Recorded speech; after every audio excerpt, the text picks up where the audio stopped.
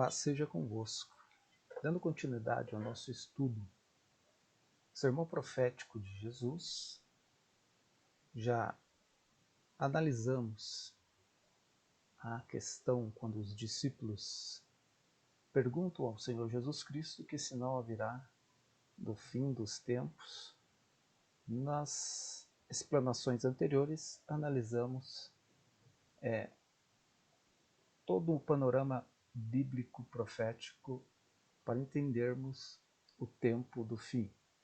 Então nós falamos sobre os dias criativos, o presente século e colocamos o coração de Deus, né, dentro destes séculos que tratamos. Ou seja, falamos dos dias criativos, do século antediluviano, do presente século. Foram as três questões que nós abordamos. Falamos sobre as dispensações, sobre as alianças, para entendermos o coração de Deus dentro de todo esse contexto, para entendermos melhor essa questão quando Jesus conversa com seus discípulos depois de sair do templo. Ali no Monte das Oliveiras, eles indagam, eles perguntam sobre que sinal haverá desse tempo do fim e da sua vinda. Então Jesus vai responder esta pergunta, mas antes será necessário entendermos essa questão do tempo do fim, né? O fim dos tempos. Então por isso que abordamos os dias criativos, o século antediluviano e o presente século. Colocamos também ali os principais personagens dentro do plano divino, dentro da soberana escolha de Deus. Citamos alguns heróis da fé, que são tipos e sombras, né, de crentes que existem, e para o nosso ensino é que Deus permitiu toda esta declaração, essa manifestação, e o fato também de isso estar nas Escrituras, né? Porque tudo que foi escrito para nosso ensino foi escrito, né? Para que pelo exemplo dos fiéis alcancemos as vitórias. Não caiamos nos erros, mas sejamos exemplos dos fiéis, na palavra, no trato, né? E no exemplo de fé que vence o mundo.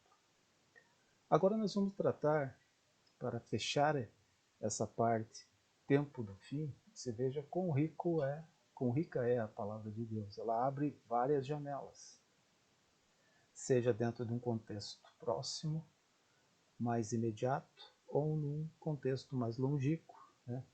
Abordamos todo um panorama bíblico para entendermos esse tempo do fim. Nos resta então explanarmos sobre as 70 semanas de Israel. As 70 semanas de Israel. Nós vamos ver esse texto bíblico no livro de Daniel, né? Exatamente capítulo 9, né? Onde aborda mais precisamente sobre as 70 semanas que fecha o ciclo Tempo do Fim, quando Jesus recebe essa indagação dos discípulos, que sinal haverá da sua vinda e do fim dos tempos. Então, as 70 semanas são 70 semanas de anos, né? E tem a ver apenas com Israel. Como já abordamos, a igreja não sofrerá a grande tribulação. A igreja é a noiva de Cristo. Então, dentro do próprio sermão profético, Mateus 24, o leitor bíblico não pode imaginar, não pode inserir a igreja nesse diálogo de Jesus com os discípulos. Note que Jesus afirma em determinada ocasião que ele edificará a sua igreja. Ele coloca no futuro próximo, mas não mesmo em seu ministério. Sabemos que a igreja surgiu no Pentecostes, né, quando então inaugurou-se a dispensação da igreja. 10 dias depois que Cristo subiu, ressurreto, o Espírito Santo desceu e foi inaugurada então a dispensação da igreja. Nesse contexto, não pode haver confusão de se usar Mateus 24 como que um texto para a igreja, já que estamos falando do começo da tribulação. Mateus 24 é, portanto, a tribulação e a grande tribulação. Então nós vamos entender melhor isso quando discorrermos daqui para frente sobre os demais versículos. Mas as 70 semanas de Daniel, no contexto bíblico do capítulo 9, Daniel era um jovem quando foi para a Babilônia, um dos príncipes de Judá, um dos sábios que prestou serviço, foi escolhido para prestar serviço no palácio do rei Nabucodonosor. Não obstante a todos os avisos dos profetas, Judá acabou indo para o exílio, né? E não serviu o exemplo do norte, das 10 tribos, quando em cerca de 722, a Síria veio sobre as 10 tribos do norte, levando-os cativos, e de lá nunca mais voltaram. Não obstante a isso, os profetas madrugando e falando e exortando da parte de Deus que haveria destruição, haveria juízo, os próprios reis de Judá não deram ouvido, os sacerdotes não deram ouvido, né? E o povo, todas as classes de Judá, não deram ouvido à voz dos profetas. E veio Nabucodonosor como ferramenta de juízo da parte de Deus e os levou cativo para a Babilônia por 70 anos. Por que 70 anos? Porque Judá, Israel, já não observava lá principalmente a lei do ano sabático. Você vai ver isso em Levítico 25, 26, que era o descanso da terra. A cada 7 anos, a terra tinha que descansar. Mas a ganância que tomava conta dos corações o fazia não cumprir a lei de Deus. E Deus forçou um descanso na terra por cerca de 70 anos, levando cativo o povo, entregando-os na mão de Nabucodonosor. Entre os nobres de Judá que foram exilados, estava Daniel, seus 3 amigos, né, que também fizeram parte da corte do rei, né, Sadraque, Mesaque, Abdenego, que foram os nomes dados a eles lá na Babilônia. Vemos na figura de Daniel aquele que é servo fiel, que orava 3 vezes ao dia, que não só orava, mas ele lia a palavra de Deus. Um verdadeiro segredo aos fiéis. Aliás, Daniel capítulo 9, Esdras capítulo 9 e Neemias capítulo 9, todos capítulo 9, eles são modelos que você pode observar de avivamento. São a receita de avivamento no Antigo Testamento. Por quê? Porque tanto Daniel 9, Esdras 9, Neemias 9, há uma explanação da palavra e depois a oração. Há uma exposição de Esdras, há uma exposição de Neemias e a exposição pessoal em que Daniel se refere é que ele descobriu no profeta Jeremias que o tempo de anos no exílio era de 70 anos. Então estava no fim, né? Estava no fim o exílio e ele descobre porque ele não só orava, mas ele também lia a palavra de Deus. E depois ele foi orar com muito mais afinco. E orando a Deus, estando ainda ele confessando, e nesta oração ele confessa o pecado nacional, ele confessa os pecados de seus patrícios, de seus irmãos, ele lembra da lei de Moisés, ele lembra do nome de Deus. Esta oração é capítulo 9, 19 de Daniel, e chama a atenção que no inteirinho desta oração, ele não está terminando a oração, estando ele ainda a falar. O anjo Gabriel traz a resposta, ele ainda orando a Deus. Né? Que glorioso pensar que a oração ainda não tinha terminado e ele recebe a resposta. Creio, pessoalmente, que o que toca o coração de Deus, a própria Bíblia vai revelar isso, é que de sobremaneira Deus honra a sua palavra e o seu nome. Dentre todas as coisas, honrarei sobremaneira o meu nome e a minha palavra, diz o Senhor nosso Deus. E é exatamente o que Daniel está executando aqui. Ele já havia lido a palavra de Deus, havia descoberto o tempo de exílio, que era 70 anos, e com essa revelação de forma entusiasmo, com entusiasmo na alma, ele vai orar, confessa o pecado nacional, mas ele fala algo que toca muito o coração de Deus. Ele pede para Deus agir. Age, ó Deus, por amor do teu próprio nome.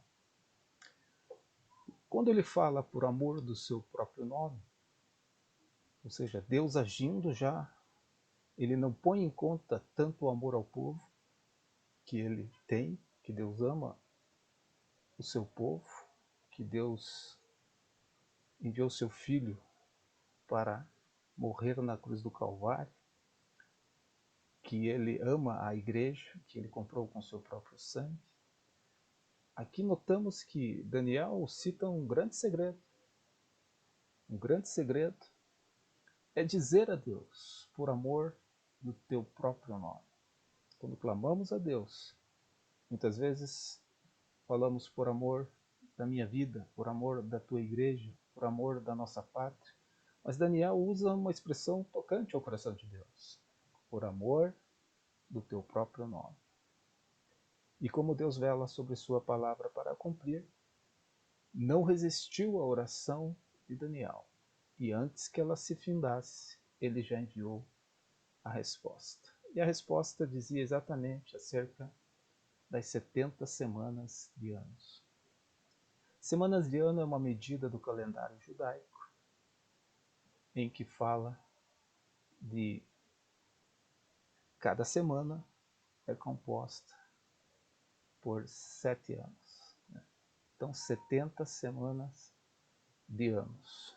E o texto bíblico, estou aqui com a minha Bíblia, ele, a partir do 24, ele vai dizer assim, o anjo Gabriel vai dizer a Daniel: 70 semanas estão determinadas sobre o teu povo, sobre a tua cidade, sobre a santa cidade, para fazer cessar a transgressão, dar fim aos pecados, para expiar a iniquidade e trazer justiça eterna, e selar a visão e a profecia, e para ungir os santos dos santos. Vejamos aqui. 70 semanas de anos estão determinadas, primeiro, para fazer cessar a transgressão. Ora, nós sabemos que Israel não aceitou o Messias. Eles rejeitaram. A Bíblia diz que ele veio para os que eram seus. Jesus veio para os que eram seus, mas os seus o rejeitaram. Né? Não aceitaram o Messias. E a visão profética, a revelação profética é essa: fazer cessar a transgressão, dar fim aos pecados e para expiar a iniquidade. Cessar a transgressão, dar fim aos pecados, expiar a iniquidade. Eles terão que aceitar a Jesus Cristo. E só o farão da maneira mais dramática possível. Eles o verão em sua glória, voltando para os libertar no seu tempo mais difícil, conhecido na Bíblia como a angústia de Jacó ou a grande tribulação. Só assim, então, eles o verão, aquele que os transpassar. E haverá uma conversão nacional, a conversão de Israel em fuga no deserto, ao olhar para a cena gloriosa de Cristo voltando com a igreja para os livrar da boca do inimigo, da boca do opressor. Um dos profetas, ele faz uma analogia de como a ovelha que está apenas com a orelha para fora da boca do leão, ele assim tipifica a salvação de Israel. Para, então, fazer cessar a transgressão, dar fim aos pecados, expiar a iniquidade, trazer justiça eterna, porque o reino de Cristo está se implantando na terra, né, nessa final da última semana, né, e expiar a iniquidade, porque haverá um templo quando Cristo voltar em Israel. E ali esse templo foi profanado. Então é preciso fazer cessar a transgressão, dar fim aos pecados, expiar a iniquidade e trazer justiça eterna. E selar a visão e a profecia. Porque Jesus Cristo, ele é o Espírito. O testemunho de Jesus Cristo é o Espírito da profecia. E Israel ainda não aceitou o seu sacrifício vicário, expiatório. E em Cristo Israel estará cumprindo então todo o propósito de Deus nesse tempo do fim. Então essas 70 semanas, ela tem esse objetivo: cessar a transgressão, expiar o pecado, trazer justiça eterna, porque o reino está sendo estabelecido, né? E a própria purificação do templo de então, que existirá em Israel um templo, né? Então aqui o texto fala, né, para trazer justiça eterna, selar a visão e a profecia e ungir os santos dos santos, porque ele foi profanado. O anticristo adentrou no templo, o abominável se revelou dentro do templo de Deus, e era preciso então essa expiação. Então Israel se converterá a Deus desta forma dramática. 62 semanas, 69 semanas já se cumpriram, melhor dito. Falta uma semana. O texto bíblico vai explicar que desde a saída do decreto para restaurar Israel, né, construção do templo, depois a reconstrução da cidade, 7 semanas. E até o Messias, mais 62 semanas. Então, essas duas partes já se cumpriram. As primeiras 7 semanas, a reconstrução do templo, que durou cerca de 50 anos, né, sob Esdras, e a reconstrução da cidade, dos muros, sobre Neemias também. Até o Messias, então, estas 69 semanas. O Messias é tirado, né, é cortado, a sua morte, né, e então abre um parênteses. Abre um parênteses, tempos de tribulação, Israel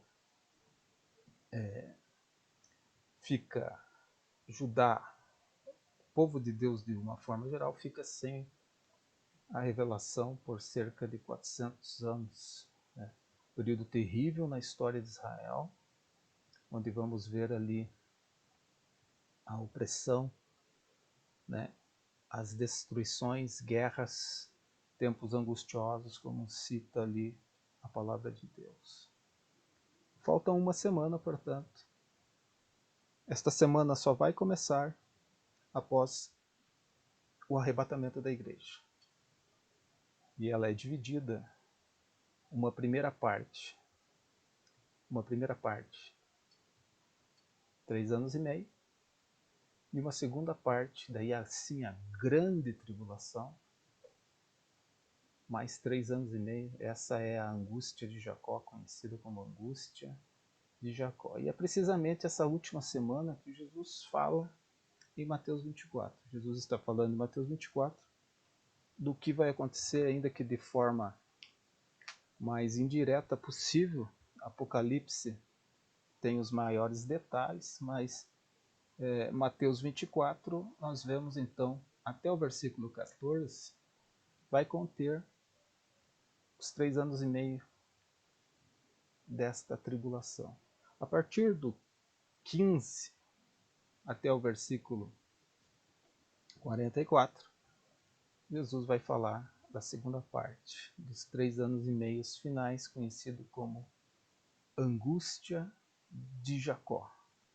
Nós vamos dar continuidade, então, nessa leitura. Nós paramos no versículo 3. No versículo 3, com a indagação dos discípulos, que sinal haverá da tua vinda e do fim dos tempos. Então, com as 70 semanas, nós explanamos sobre o tempo em relação ao tempo, né? Séculos antediluvianos, explicamos também os dias criativos, explicamos o século antediluviano e o presente século, que vai desde a repovoação da terra através de Noé e seus filhos até esse tempo do fim. Esse é o presente século. É por isso que Jesus fala aos discípulos, né, que não passará esta geração até que tudo isso aconteça. A palavra geração na Bíblia não fala só somente a pessoas, mas também a nação, a eras mais longínquas, né? Há um período de tempo maior, né? Há um período de tempo mais relevante que aborda todas as dispensações dentro dela, inclusive a igreja. Após a morte de Cristo, né? Quando as 69 semanas já se cumpriram, abre-se um parênteses, então, que é o tempo da igreja. A igreja é formada, né? Agora, quando falamos de igreja, estamos falando da Universal Assembleia dos Santos. Não estamos falando de Assembleia de Deus, não estamos falando de Batista, Quadrangular, Presbiteriana ou Congregação ou qualquer outra denominação. Quando falamos de Igreja de Cristo,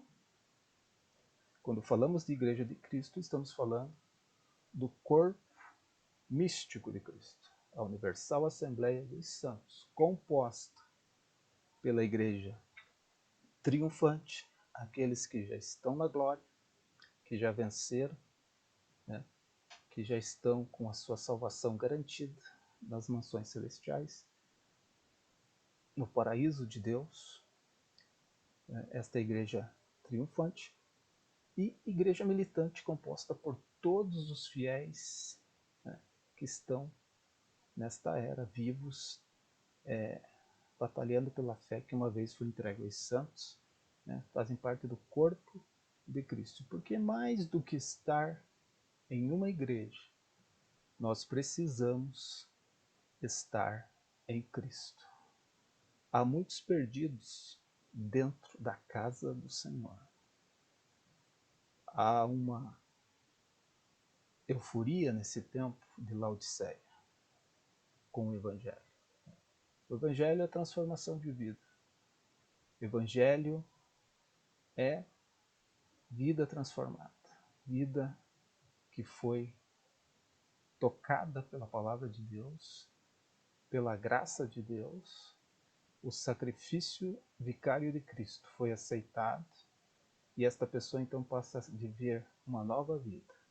Nasceu de novo, passou pelo processo do novo nascimento, porque em Adão todos nós morremos, mas no segundo Adão, Jesus Cristo, todos nós ressuscitamos para a vida eterna. E aí a importância de Jesus Cristo em nossas vidas, porque se ficarmos somente na descendência de Adão, nós pereceremos. Mas se nós formos tocados pela palavra de Deus e nós fomos regenerados, não por palavra corruptível, mas pela incorruptível palavra de Deus, de fato, fomos gerados nova criatura. Vivemos agora por Cristo Jesus. Esse viver, vivemos por aquele que nos amou, que nos comprou, que nos resgatou com seu sangue. Foi vertido na cruz do Calvário. Então nós vemos, amados, queridos irmãos, que na sequência Jesus vai explanar mais verdades acerca desse período pós-arrebatamento. Contexto, eu repito, Mateus 24, a igreja já está na glória, no contexto espiritual. Jesus está falando para quem vai passar pela grande tribulação, ou seja, Israel, por ter rejeitado a Cristo, vai sofrer a grande tribulação. Assim como todos que rejeitarem a Jesus Cristo não vão subir no arrebatamento. Eles sofrerão a grande tribulação que há de vir sobre a terra. Então vamos ao versículo número 4, que respondeu Jesus: acautelai-vos, que ninguém vos engane, pois muitos virão em meu nome, dizendo, eu sou o Cristo, e enganarão a muitos. Aqui Jesus está falando do primeiro ato pós-arrebatamento, é a manifestação do anticristo.